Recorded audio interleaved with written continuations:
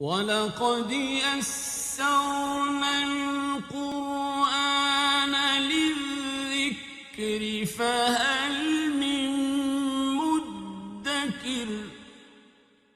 الحمد للہ رب العالمین والصلاة والسلام علی سید الانبیاء والمرسلین، اما بعد فاعوذ باللہ من الشیطان الرجیم، بسم اللہ الرحمن الرحیم۔ قابل احترام آج کی ہماری نشست میں 6 آیات مبارکہ ہم انشاءاللہ ان کی تلاوت کریں گے، پڑھیں گے، ان کو سیکھیں گے۔ 54 نمبر، 53 نمبر اور 54 نمبر آیت مبارکہ سے آغاز ہے۔ ام لہم نصیب من الملک فَإِذَا لَا يُؤْتُونَ النَّاسَ نَكِيرًا ام يَحْسُدُونَ النَّاسَ عَلَى مَا آتَاهُمُ اللَّهُ مِنْ فَضْلِهِ فَقَدْ آتَيْنَا آلَ إِبْرَاهِيمَ الْكِتَابَ وَالْحِكْمَةَ وَآتَيْنَاهُمْ مُلْكًا عَظِيمًا۔ صدق اللہ العظیم۔ قابل احترام ہم ان 53 آیات میں آج تک یہ پڑھ آئے کہ سورہ نساء اپنے مزاج کے اعتبار سے مدنی مزاج رکھتی ہے، اور جب کسی صورت کا مزاج مدنی ہو تو 2-3 باتیں بڑی وضاحت کے ساتھ ہمارے سامنے آتی ہیں کہ اس میں اہل کتاب کا تذکرہ ہے، اہل کتاب کے ساتھ ڈیبیٹ ہے، اور مسلمانوں کے اسلامی معاشرے کی پروان اور اٹھان کے جتنے اصول ہیں اللہ نے بیان فرمائے ہیں۔ آج کی 6 آیات مبارکہ میں بنیادی طور پر 3 باتیں ہیں۔ آپ یوں سمجھیں کہ جیسے ایک باپ اپنے بچے کو سمجھاتا ہے تو اس کے سمجھانے کا انداز یہ ہے کہ بیٹا جب بھی باہر نکلو تو فلاں بچے کے ساتھ آپ نے نہیں بیٹھنا۔ اگر بچہ اسپیسیفائی نہ بھی کرے تو کم از کم اچھا والد اور جو آبزرو کرتا ہے معاشرے کو اور اس کے حالات کو، وہ یہ کہہ دیتا ہے کہ بیٹا یہ جو عادتیں ہیں یہ معاشرے کے خراب لوگوں کی عادتیں ہیں، ان سے تم نے اوائڈ کرنا ہے۔ اس تربیت کے بعد پھر بچے کی تربیت کے لیے بھی والد کچھ کہتا ہے کہ یہ تم نے کرنا بھی ہے۔ آج کے اس اسلوب میں ان آیات میں یہی 2 باتیں اپنائی گئی کہ مدنی معاشرے میں اہل کتاب کی جتنی بری عادات تھی اللہ نے ان کو بیان فرمایا، پھر مسلمان معاشرے میں ایک مسلم نوجوان اور ایک مسلمان بندے کی پروان کے جتنے طریقے ہیں اللہ نے ان کو بیان فرمایا۔ یہودیوں کی مذمت اور ان کی بری عادات کا تذکرہ سابقہ آیات سے چل رہا تھا، آج بھی انہی کی 2 بری خصلتوں کا تذکرہ اللہ نے فرمایا کہ اہل کتاب بخیل ہیں، اہل کتاب بخیل ہیں، اور دوسری بات یہ کہ اہل کتاب حاسد ہیں۔ یہ 2 خصوصیات اللہ نے آج کی آیات میں بیان فرمائی ہیں۔ اہل کتاب بخیل ہوتا کون ہے؟ بخیل یہ ہوتا ہے کہ اس کے پاس کچھ ہے اور وہ کسی کو نہیں دیتا، اور حاسد وہ ہے کہ جس کے پاس اپنے پاس تو ہو یا نہ ہو، لیکن جس کے پاس ہے بندہ چاہتا ہے اس کے پاس سے ختم ہو جائے اور اس کے بعد مجھے مل جائے۔ لہذا بخل اور حسد اہل کتاب کی صفات مذمومہ ہیں، اللہ نے ان کا تذکرہ کیا ہے، اور مثالیہ انداز جو ہے اللہ کا اس کو اللہ نے بڑے کمال انداز میں بیان فرمایا۔ ترجمے کی جانب غور کریں گے تو بات واضح ہو جائے گی۔ ام لہم نصیب من الملک، وہی عطف ہے پچھلی آیات کے اوپر۔ محبوب کی آپ نے نہیں دیکھا کہ یہ کیسے کیسے لوگ ہیں، اہل کتاب کیا کرتے ہیں؟ ام لہم نصیب، کیا لہم ان کے لیے ہے، نصیب حصہ، کیا ان کا کوئی حصہ ہے، من الملک، من کا معنی سے، الملک کا معنی بادشاہی۔ محبوب ان سے ذرا پوچھیں اور دیکھیں کہ کیا ان کے لیے کوئی حصہ ہے حکومت میں، اہل کتاب کے لیے بادشاہت میں، سلطنت میں۔ فَإِذَا لَا يُؤْتُونَ النَّاسَ نَكِيرًا، اگر ایسا ہوتا تو پھر ہوتا کیا؟ یہ تو تل برابر بھی کسی کو دینے کے لیے کچھ تیار نہ ہوتے۔ فَإِذَن، فا کا معنی، پس اذان کا معنی تب یا جب۔ فَإِذَن، اگر ان کے پاس کچھ ہوتا اہل کتاب کے پاس ہے، ان کے پاس کچھ نہیں، اگر ان کے پاس کچھ ہوتا تو عالم کیا ہوتا؟ لا یؤتون الناس، لا کا معنی نہیں، یؤتون عطا کرتے، الناس لوگوں کو، لا یؤتون الناس یہ لوگوں کو عطا نہ کرتے، نکیرا تل برابر بھی، نکیرا تل برابر بھی۔ ترجمہ کرنے والوں نے اس کا تل کے برابر لکھا ہے۔ میں مثال کے لیے ایک آپ کو چیز سمجھاؤں جو مفسرین نے لکھی ہے کہ پچھلی آیات مبارکہ میں یہ بات بیان ہوئی کہ جو آدمی شرک کے اندر مبتلا ہے، جیسے اہل کتاب کی تعلیمات سے ہٹ کر کفر اور شرک دونوں میں مبتلا ہے، تو بڑی پیاری مثال اللہ نے فرمائی کہ یہ اتنا کچھ بھی نہیں کر سکتے ان جن کے ساتھ یہ اللہ کو شریک ٹھہرا رہے ہیں کہ کھجور کی کھجور کی گٹھلی کے اوپر اور کھجور کے درمیان میں ایک جھلی ہے، اللہ فرما رہا ہے کہ یہ اتنا بھی کسی کے لیے نہیں کر سکتے جتنا کھجور اور کھجور کی گٹھلی کے اوپر ایک جھلی اپنی کوئی حیثیت رکھتی ہے۔ آپ کھجور کی جانب اگر غور کریں تو ایک اور چیز کھجور کھاتے ہوئے ہم سب سے پہلے اس کو رف سمجھتے ہوئے پھینک دیتے ہیں، وہ کیا ہے؟ آپ اس کے اوپر جو ایک تل برابر کی چھوٹی سی چیز ہے، آپ اس کو چھلکا کہیں یا جب بھی کھجور کھانے لگیں گے کھجور کو کھولنے سے پہلے انسان فطرتاً اس کو ریموو کرتا ہے۔ اب اللہ فرما رہا ہے کہ اہل کتاب کے پاس معبود یہ آپ کا انکار کرتے ہیں۔ ذرا تناظر ذہن میں لائیں کہ سورہ نساء کون سی سورت ہے؟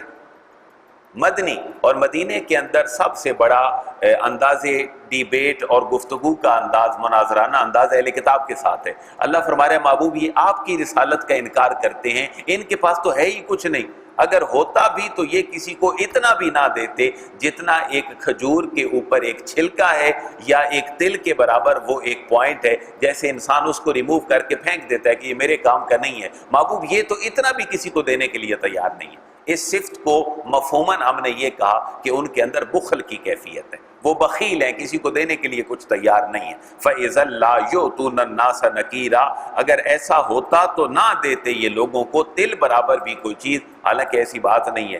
دوسری صفت ہے اہل کتاب کی، ام یقصدون الناس علی ما آتاہم اللہ من فضلہ، لیکن پہلے ذرا سینس سمجھ لیں۔ اللہ فرما رہا ہے کہ محبوب یہ اتنے بڑے حاسد ہیں اہل کتاب کہ یہ آپ کے مقام و مرتبہ سے حسد کرتے ہیں۔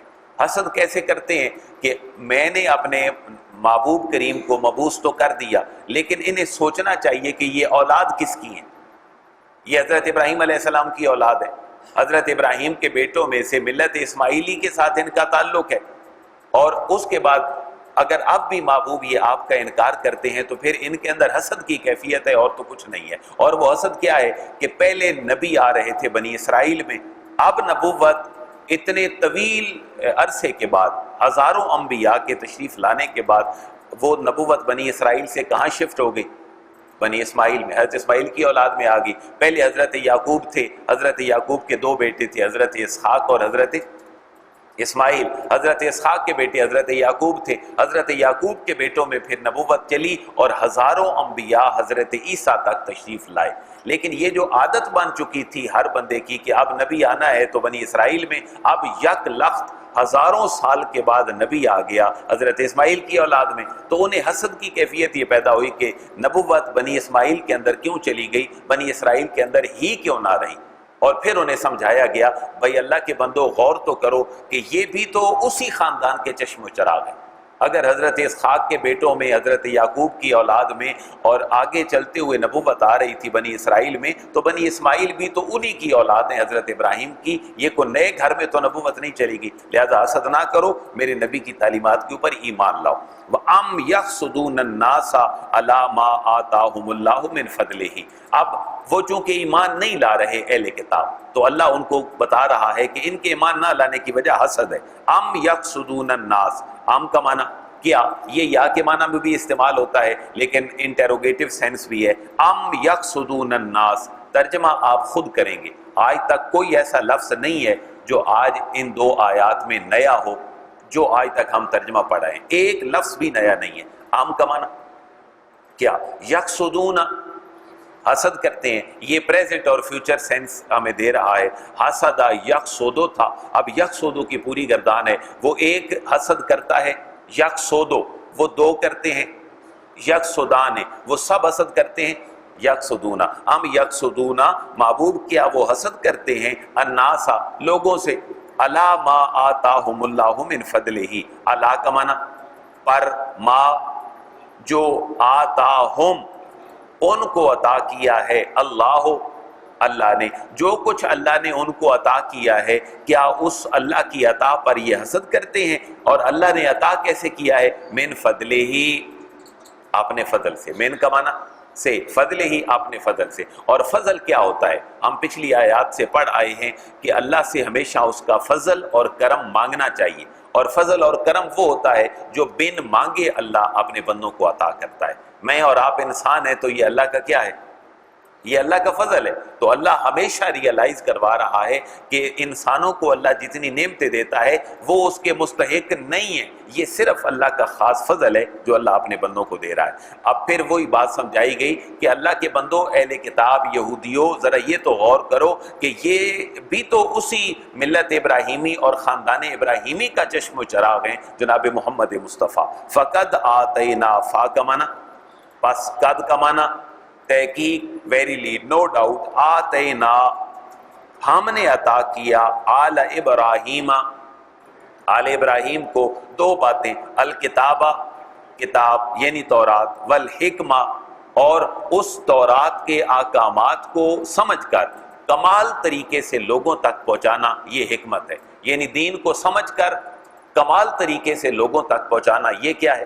یہ حکمت ہے۔ اللہ فرما رہا ہے ہم نے آل ابراہیم کو تو کتاب بھی دی اور کتاب کے ساتھ حکمت بھی دی، اور یہ بہت بڑی بات ہے خصوصاً ممبر پر بیٹھنے والے ان لوگوں کی تربیت کے لیے کہ جو قرآن و سنت کے مبلغ ہیں، کہ اللہ فرما رہے صرف کتاب ہی ملنا بہت بڑی بات نہیں ہے، بلکہ کتاب کا سینس کمال طریقے سے لوگوں تک پہنچا دینا، یہ حکمت ہے۔ وَآتَيْنَاهُمْ مُلْكًا عَظِيمًا، صرف ان کو کتاب و حکمت ہی نہیں دی بلکہ انہیں عظیم سلطنت بھی عطا کر دی، واو کا معنی، اور آتَيْنَاهُمْ ہم نے ان کو عطا کی، ہم نے ان کو عنایت فرما دی، ملکن عظیمہ، ملک کا معنی سلطنت، ملکیت، عظیمہ بہت بڑی، عظیم و شان سلطنت بھی ہم نے ان کو عطا کر دی۔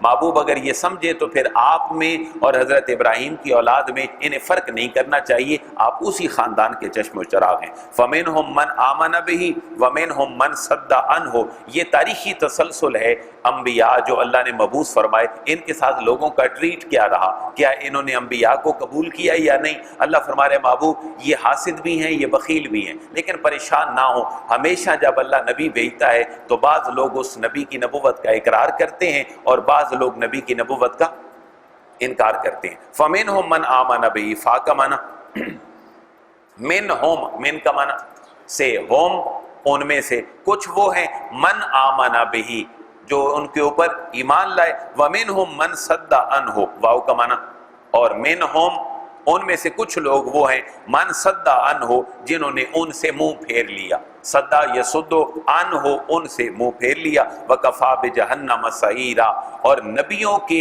احکامات سے جو بندہ روگردانی کرتا ہے اس کی سزا اللہ کیا فرما رہا ہے، وکفا بجہنم سعیرا، واو کا معنی، اور کفا کافی ہے، بجہنم جہنم سعیرا، جہنم کی دہکتی ہوئی آگ کو سعیر کہتے ہیں، جہنم کے اندر دہکتی ہوئی آگ اس بندے کے لیے کافی ہے۔ ایک بڑی کمال کتاب میری نظروں سے گزری، وہ انڈیا کے رائٹر ہیں، انہوں نے لکھی، جس کا لب لباب پوری کتاب کا یہ ہے، جب تک انبیاء کرام کی تعلیمات کو اپنایا نہیں جائے گا دنیا میں امن قائم نہیں ہو سکتا۔ آپ بدھسٹوں کو دیکھ لیں، آپ ہندوؤں کو دیکھ لیں، یا دنیا کے اندر جتنے لوگ موجود ہیں مختلف مذاہب کے ساتھ جو سیلف آرگنائزڈ مذاہب ہیں، تو وہاں امن کی بات نہیں ہے۔ اگر امن کی بات ہے تو وہ صرف انبیاء کی تعلیمات میں ہے۔ لہٰذا یہاں بتایا جا رہا ہے کہ جو نبیوں کی تعلیمات سے روگردانی کرتا ہے جہنم اس کا ٹھکانہ ہے۔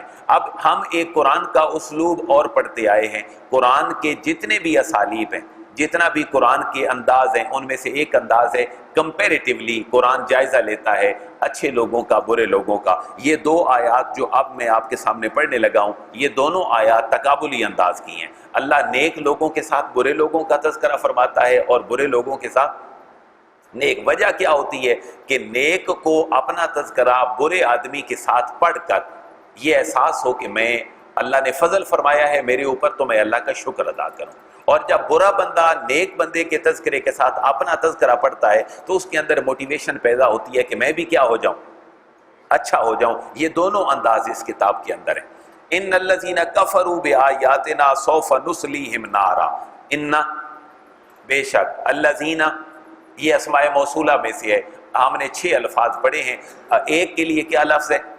الذی، دو کے لیے اللذان، سب کے لیے الذین مؤنث، اللتی دو، اللتان سب، اللاتی۔ ان الذین بے شک وہ لوگ کفروا جنہوں نے کفر کیا، جنہوں نے انکار کیا، بآیاتنا ہماری آیات کا، ہمارے احکامات کا، تو اللہ فرما رہے سوف نصلیہم نارا، سوف ان قریب، سین اور سوفا قرآن میں جہاں بھی آ جائیں یہ کسی بھی پریزنٹ سینس کو فیوچر کے ساتھ خاص کر دیتے ہیں۔ سوفا ان قریب، نسلیہم، وصل یصلو سے نکلا ہے ملنا، نسلیہم ہم ان کو ملا دیں گے، ہم ان کو پہنچا دیں گے، نارا آگ میں، ہم ان کو آگ تک پہنچا دیں گے جو ہمارے احکامات کا انکار کرتے ہیں۔ اور پھر آگ بھی کیسی ہوگی، پہلے مثال سمجھ لیں کہ ایک انسان آگ میں جلے گا، اللہ فرما رہا ہے جب اس کی چمڑی اور جلد جل جائے گی ہم اس کی چمڑی اور جلد کو پھر نیا کر دیں گے، وہ پھر جل جائے گی پھر نیا کر دیں گے، یہ سلسلہ اس کا وہاں پر چلتا رہے گا۔ اللہ فرما رہا ہے جب تک ہم اس کو اپنے عذاب کا مزہ نہ چکھا لیں۔ اب ذرا ترجمہ دیکھیں، کلما، جب کبھی بھی، کلما جب کبھی بھی، نادجت پک جائیں گی، میں نے مفہوم سمجھا لیا، اب ترجمہ آپ نے کرنا ہے۔ کلما نادجت جب کبھی بھی، نادجت پک جائیں گی، جلودہم، جلود جلد کی جمع ہے، جلودہم جب بھی ان کی جلدیں پک جائیں گی، جل جائیں گی، تو بدلناہم جلودا غیرہا، ترجمہ آپ نے کرنا ہے، بدلناہم اردو کا سینس ہے بدلناہم ہم بدل دیں گے ہوں، جلودن نئی جلدیں، نئی چمڑیاں ان کی، غیرہا اس کے علاوہ، جو جل گئی ہے وہ ریموو ہو جائے گی، ان کی جو جلدیں ہیں چمڑے ہیں وہ دوبارہ سے تازہ ہو جائیں گے، اور یہ سلسلہ جاری رہے گا۔ کیوں؟ لِيَذُوقُوا الْعَذَابَ، تاکہ وہ عذاب چکھ سکیں، وہ عذاب کا مزہ چکھ سکیں، مسلسل ہم ان کو عذاب دیں گے۔ اور اگر کوئی یہ سمجھے کہ یہ اللہ کے لیے بہت بڑا کام ہے کرنا اس طرح کا، ان اللہ کان عزیزا حکیما، ان اللہ بے شک اللہ تبارک و تعالی کانا ہے عزیزا غالب، حکیما حکمت والا۔ کسی کے ذہن میں اگر یہ سوال پیدا ہو کہ اتنا بڑا ظلم، تو اللہ فرما رہے حکیما، اس عذاب دینے میں بھی میری کیا ہے، حکمت ہے۔ اور وہ حکمت کیا ہے؟ شاید میرے اور آپ کے لیے ایک کہانی ہے کہ انہیں پتہ چل جائے کہ اللہ کا عذاب بھی بڑا شدید ہے۔ اب تذکرہ تھا برے لوگوں کا، اب نیک لوگوں کا تذکرہ کیا ہے؟ والذین آمنوا وعملوا الصالحات سندخلهم جنات تجری من تحتها الانہار، واو کا معنی، اور الذین وہ لوگ جو آمنوا ایمان لائے، وعملوا الصالحات اور نیک اعمال کیے، تو سندخلهم سین کا معنی ان قریب، ندخلو ہم داخل کریں گے، ہم ان کو، ہم ان نیک لوگوں کو داخل کریں گے جو ایمان لائے اور اعمال صالح کیے، جنات جنتوں میں، باغات میں، تجری من تحتها الانہار جن کے نیچے ارد گرد نہریں بہتی ہوں گی، کہیں دودھ کی، کہیں پانی کی، کہیں شہد کی، ہر چیز کی فراوانی ہوگی۔ اور اتنی نہیں ہوگی کہ جیسے گھنٹہ، ڈیڑھ گھنٹہ، 2 گھنٹے، ایک دن، ہفتہ، مہینہ یا سال انجوائے کر لیا اور پھر وہ خزانہ ختم ہو گیا، نہیں، خالدین فیہا ابدا، خالدین ہمیشہ ہمیشہ وہ رہیں گے، فیہا اس میں، ابداً تا ابد، ہمیشہ ہمیشہ جب تک بقا ہوگی سسٹم کی اس وقت تک وہ یہ نعمتیں یوٹیلائز کرتے رہیں گے۔ لہم فیہا ازواج مطہرہ وندخلہم ظلا ظلیلا، یہ ساری نعمتیں ہیں ایمان والوں کے لیے، لہم ان کے لیے، لہم ان کے لیے، اگر ہوتا اس ایک کے لیے تو کیا ہوتا؟ لہو ان 2 کے لیے، لہما ان سب کے لیے، لہم ان کے لیے ہیں، فیہا ان جنتوں میں، ان باغات کے اندر، ازواج مطہرہ پاکیزہ جوڑے، اگر وہ مرد ہے تو پاکیزہ بیوی، اور پاکیزہ بیوی ہے تو جنت میں اس کے لیے پاکیزہ مرد، پاکیزہ جوڑے، پاکیزہ بیویاں، پاکیزہ مرد ان کے لیے ہیں۔ وندخلہم ظلا ظلیلا، واو کا معنی، اور ندخلہم ہم ان کو داخل کریں گے، ظلا ظلیلا، یہ ظل کہتے ہیں سائے کو، زواد کے ساتھ جو لام کے ساتھ ظل ہے اس کا معنی ہے سایہ، ظلا ظلیلا، گھنے سائے کے اندر ہم ان کو داخل کریں گے۔ اس کی تشریح سب سے پہلے اللہ کے نبی نے جو فرمائی ہے وہ بڑی سمجھ کے قریب ہے، اور وہ یہ ہے کہ جنتی جب جنت میں جائے گا تو وہ اللہ اس کو نعمت عطا فرمائے گا، تو ایک آدمی اپنے گھوڑے پہ بیٹھ کر کہیں بھی تیز رفتار گھوڑے کو دوڑا کر 500 سال کی مسافت تک اس کا گھوڑا اگر دوڑتا رہے تو اللہ فرما رہا ہے جنت کے اندر ایک درخت جو اللہ گھنے سائے والا جنتیوں کو عطا کرے گا، اس کا سایہ اتنا طویل ہوگا کہ ایک گھوڑ سوار تیز رفتار گھوڑے پہ 500 سال دوڑا کر جاتا رہے، اس درخت کا سایہ پھر بھی ختم نہ ہو۔ اللہ کی نعمتوں کی مثال کے لیے اللہ نے یہ نعمت ارشاد فرمائی۔ وَنُدْخِلُهُمْ ظِلًّا ظَلِيلًا، اور اللہ تبارک و تعالیٰ فرما رہے ہم ان کو داخل کریں گے گھنے سائے کے اندر۔ اب میری گفتگو میں سے 2 باتیں مکمل ہو چکی ہیں، اہل کتاب کی 2 بری صفات اور تقابلی انداز میں 2 آیات۔ کیونکہ مدنی معاشرہ ہے تو اللہ نے اس کی اٹھان بھی کرنی ہے۔ اب ایک نیا موضوع شروع ہو رہا ہے، اہل کتاب کو چھوڑ کر اللہ آ رہا ہے مسلمانوں کی طرف۔ اچھا، بچوں کی تربیت دیکھیں، میرے اور آپ کے چھوٹے بچے، صرف یہ ضروری نہیں ہے کہ ان کو بری باتیں ان کے سامنے انڈیکیٹ کر دی جائیں، بلکہ ان کو اچھی باتیں بتانا بھی میرا اور آپ کا فرض ہے۔ ہم صرف یہی نہ کہیں کہ بیٹا فلاں بچہ بھی خراب ہے، فلاں جگہ پہ بھی تم نہ جاؤ، نہیں بیٹا تم یہ بھی تو کر لو۔ یہ انداز ہے قرآن کا، اور اللہ فرما رہا ہے سب سے بڑی بات اس آیت کے متعلق امام قرطبی فرماتے ہیں کہ یہ تمام آیات مبارکہ کی ماں ہے۔ یہ جو ابھی ہم آیت پڑھنے لگے ہیں، امام قرطبی فرماتے ہیں ساری آیات کی ماں ہے، اور جتنے بھی اللہ نے لیگل ورسز، لیگل آیات اور احکامات مجھے اور آپ کو دیے ہیں، یہ آیت مبارکہ ان کے ہاں ماں کی حیثیت رکھتی ہے، اور مدنی معاشرے کی پہلی اینٹ مضبوط یہ آیت مبارکہ ہے۔ اگر اس آیت مبارکہ کے اوپر میرا اور آپ کا عمل ہو جائے، یقیناً یہ معاشرہ حضور کی منشا اور اللہ کی رضا کے مطابق اپنی رفتار شروع کر دے گا۔ ترجمہ ذرا دیکھیں، ان اللہ یامرکم ان تؤدوا الامانات الی اہلھا، ان کا معنی بے شک اللہ تبارک و تعالیٰ، کوئی دوست پرانے پڑے ہوئے اسباق میں یہ ذہن میں لائے کہ اللہ کے اوپر زبر کیوں ہے؟ اللہ نہیں، اللہ انا کی وجہ سے، انا اور انا جہاں بھی آ جائیں 100% یہ اصول ہے، یہ 90% نہیں ہے، 100% اصول ہے۔ انا اور انا اور حروف مشبہ بالفعل جہاں بھی آ جائیں، ان کے بعد میں آنے والے ناؤن کے اینڈ پہ ہمیشہ کیا ہوگی؟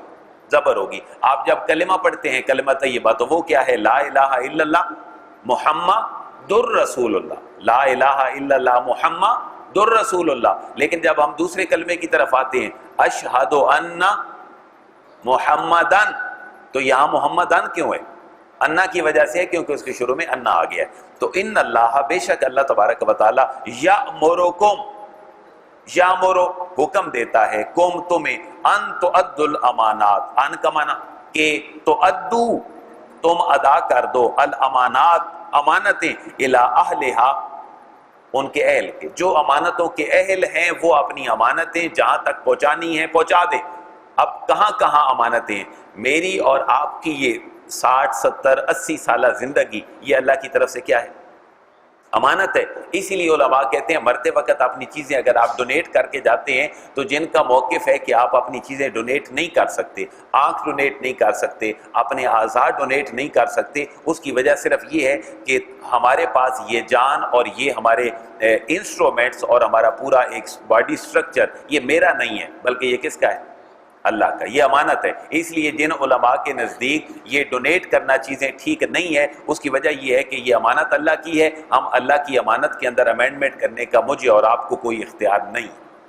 اور پھر میرے اور آپ کے پاس امانت میرا جسم ہے، میرے اور آپ کے پاس امانت ایک اور بڑی کمال چیز ہے، جس کو اس چیز کا احساس ہو جائے وہ دنیا کا کامیاب ترین انسان ہے، اور وہ امانت ہے وقت کی۔ اللہ جو وقت ہمیں امانت دے رہا ہے، اس سے بڑی امانت ہمارے پاس کوئی نہیں۔ اور جو بندہ اس وقت کو ضائع کر دیتا ہے، وہ چونکہ اپنی امانت میں امینڈمنٹ کرتا ہے، اس لیے وہ کبھی زندگی بھر کامیاب نہیں ہو سکتا۔ یہ جو اللہ نے مجھے اور آپ کو تمام معاملات دی ہیں، بچے امانت ہیں اللہ کی، ان کی تربیت کرنا میرا اور آپ کا فرض ہے۔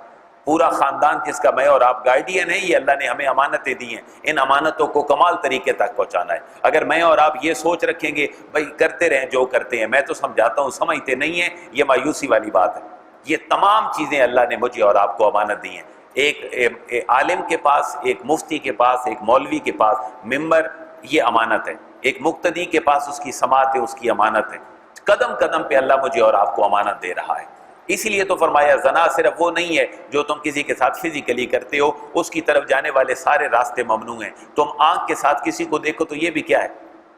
زنا ہے۔ لہذا یہ آنکھ کا زنا ہے، پاؤں کے ساتھ چل کر جاؤ تو یہ گناہ کی شروعات ہیں۔ یہ سب امانتوں کا تصور ہے۔ اسی لیے امام قرطبی فرماتے ہیں کہ یہ آیت ساری آیات کی کیا ہے؟ ماں ہے۔ ان اللہ یامرکم، بے شک اللہ تبارک و تعالی حکم فرماتا ہے تمہیں کہ تم امانتیں سپرد کر دو جو اس کے اہل ہیں۔ یہ پہلی مدنی معاشرے کی تربیت کا پہلا اصول۔ دوسرا اصول، وَإِذَا حَكَمْتُمْ بَيْنَ النَّاسِ أَن تَحْكُمُوا بِالْعَدْلِ، واو کا معنی اور اذا کا معنی، جب حکم تم حاکم بنو، جب تم فیصلہ کرنے کی طرف آؤ، بین الناس لوگوں کے درمیان، تو کیسے کرو؟ ان تحکموا بالعدل، ان کا معنی کہ تحکموا تم فیصلہ کرو، بالعدل عدل کے ساتھ۔ یہاں انصاف کا لفظ نہیں ہے، مدنی معاشرے کا بہت بڑا اصول انصاف نہیں ہے بلکہ عدل ہے۔ اور عدل انصاف کیا ہے کہ کہیں روڈ کے اوپر ایکسیڈنٹ ہو اور میں اور آپ منصف بن جائیں تو دونوں کو کہیں بھائی کوئی بات نہیں دونوں جانے دو، یہ بات ٹھیک نہیں ہے۔ اسلام عدل کا تقاضا کر رہا ہے۔ اگر 4 بیویاں بھی رکھنا چاہتے ہو تو درمیان میں کیا کرو گے؟ عدل کرو گے۔ اس کائنات میں رہنا ہے تو عدل کے ساتھ رہنا ہے۔ اور عدل کیا ہے؟ جس کا جتنا رائٹ ہے اس کو دے دو، جتنا تمہارا فرض ہے وہ خود پورا کر دو۔ اگر سڑک کے اوپر ایکسیڈنٹ ہوا ہے اور نقصان ہو گیا دونوں بندوں کا، اب ایک کو 70% پڑ جائیں نقصان اور ایک کو 30% پڑ جائے، تو یہ اس روڈ کی سچویشن ہے جس کے مطابق مجھے اور آپ کو فیصلہ کرنا چاہیے۔ ایسا نہ ہو بھئی جتنا خرچہ آئے گا آدھا میں دے دوں گا آدھا آپ، نہیں، جس نے جتنی سزا کی ہے اتنا اس کو بھگتنا پڑے گا۔ تو کائنات کا نظام اللہ عدل پہ چلا رہا ہے، اور مجھے اور آپ کو بھی حکم ہے کہ عدل کرو۔ تحکموا بالعدل، عدل کے مطابق اپنے معاملات کرو۔ ان اللہ نعم ما یعظکم بہ، جو کمال بات کرتا ہے اس کو پھر اپریسیشن بھی ہوتی ہے۔ یہ بڑی بات کس نے کی ہے کہ امانتیں ان کے اہل کے سپرد کر دو اور عدل کے ساتھ کام لو؟ اللہ نے۔ تو اللہ خود اپنی تعریف بیان فرما رہا ہے کہ اللہ ہی وہ کمال ہستی ہے جو خوب واعظ بھی فرما لیتا ہے اور خوب نصیحت بھی فرما لیتا ہے۔ ان اللہ، بے شک اللہ تبارک و تعالی، نعم ما، یہ اپریسیشن کے الفاظ ہیں، کتنا ہی اچھا، یعظکم، تمہیں واعظ فرماتا ہے، بہی، کمال باتوں کا، کتنا ہی اچھا ہے، یہ اچھی بات ہے کہ اللہ تبارک و تعالیٰ کمال واعظ بھی فرماتا ہے اور کمال نصیحت بھی فرماتا ہے۔ اب اگر پوچھا جائے کہ ان اللہ کان سمیعا بصیرا میں اللہ کے اوپر زبر کیوں ہے، تو جواب کیا ہوگا؟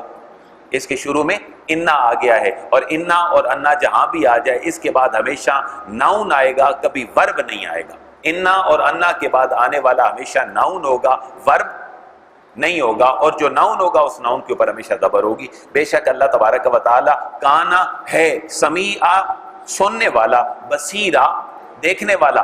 یہ اللہ نے 2 صفتیں کیوں اپنی بیان فرمائی ہیں؟ اللہ نے 2 چیزوں کا حکم دیا ہے کہ پہلے تم امانتیں لوٹا دو، اور دوسری بات ہے کہ فیصلے کس کے ساتھ کرو؟ عدل کے ساتھ۔ اور اللہ نے 2 کاموں کا حکم دیا ہے تو اپنی صفات بھی 2 بیان فرمائی ہیں۔ اگر تم امانتیں نہیں پہنچاؤ گے اور عدل نہیں کرو گے تو سمیع بصیرہ، وہ سن بھی رہا ہے اور دیکھ بھی رہا ہے۔ وہ ایسے CCTV کیمرے لگے ہیں کہ جب تم آنکھ بند کرو گے تو پوری فلم چلنی 80 سال کی، 70 سال کی تمہارے سامنے شروع ہو جائے گی، پھر تم انکار نہیں کر سکو۔ سمیع بصیرہ، وہ سننے والا بھی ہے اور وہ دیکھنے والا بھی ہے۔ اب یہ اللہ نے ہمیں مدنی معاشرے کا حکم تو دے دیا، اب مدنی معاشرے کو اللہ اسٹیبلش فرما رہا ہے، مزید اس کی اللہ ڈیولپمنٹ کی طرف آ رہا ہے۔ اور اگلی تمام آیات مبارکہ، آپ جو ہمارا موضوع آگے جاری رہے گا، یہ مدنی معاشرے کی اٹھان کے اصول ہیں۔ ہم نے 2 باتیں آج ان میں سے سیکھی ہیں کہ کیا کرو، امانتیں ان تک پہنچا دو، اور جب بھی فیصلہ کرو تو عدل کے ساتھ کرو۔ اور اسی طرح ایک مغرب کا کہہ لیں یا آج اس دنیا کا کہہ لیں جس کو ہم جدید دنیا کہتے ہیں، بلکہ آج تو ماڈرنٹی گزر چکی ہے، آج پوسٹ ماڈرن معاشرہ جو ہے وہ بھی اپنی اختتامی مراحل کے اوپر ہے۔ اسلام مساوات کا قائل نہیں ہے، اسلام مساوات کا قائل نہیں ہے، لیکن وہ مساوات جو آج معاشرے میں رائج ہے، اسلام معاشرے مساوات کا قائل ہے۔ کیسے؟ اللہ فرما رہا ہے، اور اللہ کا حبیب خطبہ حجت الوداع پہ، کہ تمام لوگ کیا ہیں؟ برابر ہے، کسی گورے کو کسی کالے پر کوئی فضیلت حاصل نہیں ہے۔ لیکن مساوات کی انٹرپریٹیشن جو جدید دنیا کے اندر ہے، اسلام اس کا مخالف ہے۔ وہ مساوات کیا ہے کہ مرد ہر معاملے میں عورت کے مساوی ہے، عورت ہر معاملے میں مرد کے مساوی ہے۔ پھر ایک پوری جنگ ہے جو مرد و زن کی جنگ ہے۔ اسلام مساوات کا قائل ہے، لیکن وہ مساوات جو اللہ نے دی ہے۔ اسلام اس مساوات کا قائل نہیں ہے جو آج مغرب کا ایجنڈا ہے، شاید وہ فیمینزم کے نام پر ہے۔ جتنی فیمینسٹ موومنٹ ہیں، عورتوں کی آزادی کی تحریک کی، عورت کو باہر لانے کی، اسلام اس مساوات کا قائل نہیں ہے۔ اسی طرح اسلام انصاف کا قائل نہیں، بلکہ اسلام عدل کا قائل ہے۔ اللہ تبارک و تعالیٰ اس مدنی معاشرے کے ان اصولوں کو ہمیں اپنانے کی توفیق نصیب فرمائے۔ وما علیہ الا البلاغ۔